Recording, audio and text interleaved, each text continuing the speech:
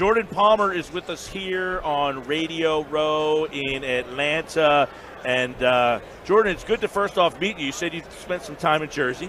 I have. Yeah, you would never move there? Yeah, I mean, can you lead with that? He spent Jersey? enough time, you know he's not coming back. Yeah, he said, I'll never go back. So I've got a good buddy of mine, former teammate Brian Leonard, lives in Morristown, Rutgers legend, Rutgers all guy. that stuff. Rutgers. And when I was playing with him in the Bengals, Jersey Shore was a big deal. Okay? And my wife and I, and we're really close with him and his wife, I said, hey, at some point I want to go to the Jersey Shore. And so one off season, we didn't go to whatever the main part is where they were. We went to Belmar. Yeah. To DJ's, no shower happy hour. I got to do the full Jersey experience. It was like my 4th year in the league. Epic 12 hours. Couldn't make it to 14. But I've had a little bit experience in Jersey, but now I'm a fan. Well, it's a nice place. You should reconsider. Yeah. I remember Leonard's time, by the way, at Rutgers. We were at the College Football That's when Hall the of Fame stadium today. used to be full there. They had that little run, right? They They had had a that run, little man. run there. That was Storm when in the field. Schiano was the coach. Yeah. QBsummit.com, and you have worked with a lot of guys that are working towards the draft, including guys like Sam Darnold, Josh Allen, and some of the guys in this year's class like Drew Lock. And we were talking about beforehand, Carson Wentz is in Philly, and guy with that kind of talent and how coachable some of these guys are. Working with a guy like Darnold at that level, it's got to be interesting to get these guys to kind of listen and want to work with you. Yeah, I'm not a coaching in the capacity that I'm coaching because I was this elite player and I know what I'm talking about, and trust me, I'm in a former NFL guy. That's not the approach I take. In fact, what my career wasn't from a fan's perspective, I played 8 years. I had 0 starts. I don't know if that'll ever happen again.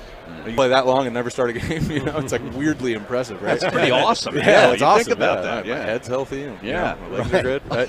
But in all seriousness, I played on 6 teams. I clawed my way in. I signed an arena deal halfway. I lived with my parents a couple of years. Like, I had that weird just make it happen, got a 6th-round pick, got cut. But I also lived – my brother's my best friend. So Carson Palmer was the #1 recruit in the country. He was a Heisman Trophy winner, #1 pick, highest paid player in the history of the NFL. So I got perspective, right? Unique perspective on both of those lives, right? Like Eli Manning is the younger brother of Peyton, but he doesn't know what it's like to be me, to be the guy getting cut and bouncing around. So that perspective allows me to be able to work with different types of guys. I trained Sam Darnold last year and Kyle Allen. Mm-hmm. And Josh Allen too, but Kyle Allen was undrafted, no combine invite. Right. Ended up playing great week 17. And so for me, I have a real interesting context for how the league works and how you can find success as a quarterback. And then just coaching guys. I mean, I was coaching guys in college. I was running the Elite 11 in the league, working with young guys that are now in the league.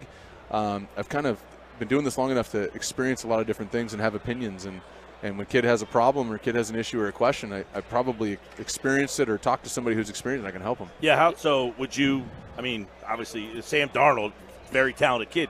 What are some of the specifics that you felt that he needed to work on to get to be successful in the league?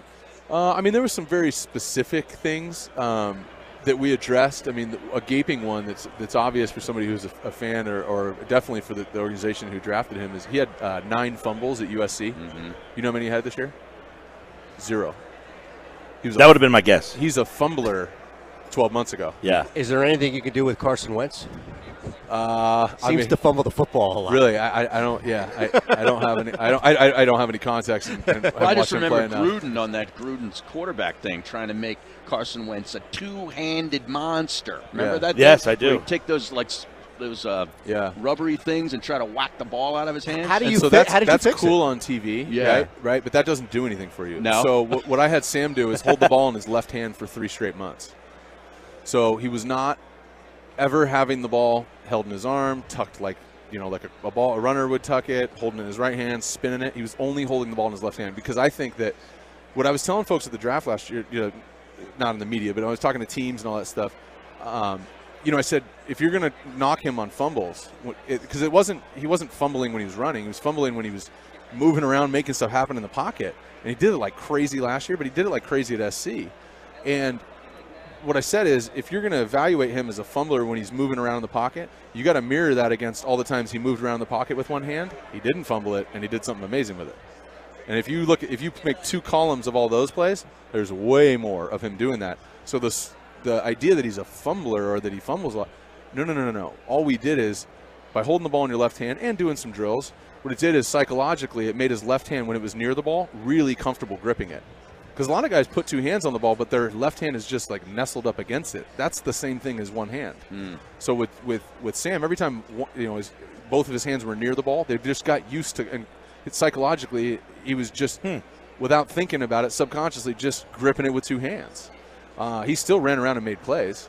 You don't want to say, hey, keep two hands on the ball and quit dancing and making stuff happen. Right. That's why you drafted him. That's amazing. You were joking earlier saying you weren't superstar in the NFL, and at the same time, I wasn't joking, but go ahead. Well, making light of it, right? Right, exactly. But in a humorous sense, bringing that up, self-deprecating, I should say. There you go. But I think that there is a lot. We have this conversation in sports talk all the time, which is, hey, the All-Pros, the All-NBA guys, the Hall of Famers, they're not great coaches. But the grinders, the ones who have done and sacrificed so much, it seems easier for them to be able to relay what they were able to do successfully and also what you see. Yeah. Why? Well, I look at it like this. So when you're drafted really high and you're a franchise guy, you have a lot of resources to get better, right? So when you're Sam Darnold, 9 months ago, right? And he's drafted and he's going through the process. You got a quarterback coach. You got an offensive coordinator. You've got a quality control guy. You've got all these guys that their job is to help you get ready. So if you made a mistake in the meeting and you didn't, that one thing that you were supposed to know, you didn't know, somebody's coming in, pouring in, trying to help you. When you're on my side of it and you're the fourth guy in the room or the third guy in the room or even the second guy in the room, you kind of got to teach yourself. So when I got signed mid-season in places, they were trying to get the starter ready. They didn't have resources to surround me, so I had to teach myself the process of how I teach guys how to learn an offense. That's for me having to do it 6 times, right? And then asking smart people that questions. Is one of the guys who live your life that have to bounce around. For like a guy like Sam Bradford, for instance, who was the first pick of the draft that had 7 different coordinators. And people say, well, he had a different coordinator all the time. That is difficult to have to learn the offense. You're learning the offense and not even getting a chance to show that you know the offense. Yeah, but nobody feels bad for Sam. Exactly. He just writes big they don't checks. feel bad for I him. don't feel bad Big for checks. young millionaires. Exactly. Right. Just a personal but the rule. fact, sitting there and It's a good way to live. learning all the terminology is an underrated, something that kind of just gets brushed aside for people. Yeah, in terms of learning new systems, the best way to articulate it is it's just learning a different language. Okay, so if I say, hello, my name is Jordan, or I say, hola, me llamo Jordan, right? I'm saying the same thing, right? But I'm just saying it differently. So there's 2 types of systems in the, oversimplified, there's 2 types of systems in the NFL. You either call the pass plays as a digit system, like 6, 78, well, that's a 6 route, a 7 route, and an 8 route. Right. Or it's concepts. 678 is also dagger, sail, or a different word, flutie, or whatever, right? And so there's different ways to do it. Now, there's a lot of intricacies within that, but if you can just learn, go from hello, my name's Jordan to hola, me llamo Jordan, and you can start to learn that this new offense is just a different way to say the things that I already know, then really you flip that first, and then you learn the new stuff. And I think there's actually ways to really simply process this information. The biggest gap is college to pro because the verbiage and the way that the information is communicated is different. Got it. In college, these guys look at the sideline. There's some giant picture with funny things on it. Right. Right? We got a cheesesteak, we're holding that up. Yeah, or Temple. like Will Ferrell's face or whatever, right? Chip Kelly tried that fanatic. at Philly. USC, It didn't work. Yeah. So, but in the NFL, there's audio coming in, and then you're turning around and telling everybody, right? And then you're going and there's a lot of mental gymnastics that happen before you say set hut. Yeah. And Deshaun Watson is a perfect example. So he was in college, and I don't remember specifically. So some former Clemson Tiger who was on offense is listening to this and goes, "That's not what the play was called." It was something like this, but on the touchdown pass they scored on, it was like F mode or red right boomer, or something like that, right? Like a couple of words. He rolls to his right, hits Hunter Renfrow in the flat, game winner, touchdown, starts crying, right? But like NFL play calls, you got H set to gun spread right H, hot dual trying to drive F read, alert Mustang, Why did they dragon do on that? a white 1. Why can't the play just be 10? Because if you're asking too many people to memorize too many different things, a playbook is, I teach guys to study and learn playbooks very similar to how you would study the Bible or very similar to how you'd read a cookbook. So if I give you a cookbook and I say, let's make some ribs, you're not going to start on page 1 and then read until you get to the ribs recipe. You're going to go to the index, you're going to look up ribs, page 56, read page 56, that's it.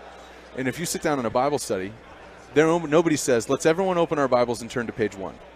No, let's turn to John chapter 6, verse 9 through 7, right? Or 9, whatever. Yep. So you study a playbook the same way.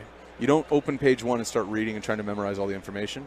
You grab formations first, own those. Don't move on to concepts until you own the formations, concepts, then protections, and then all the miscellaneous, shifts, motions, trick plays. It has to be so much easier for you to learn a foreign language after memorizing playbooks. Yeah, you'd be surprised.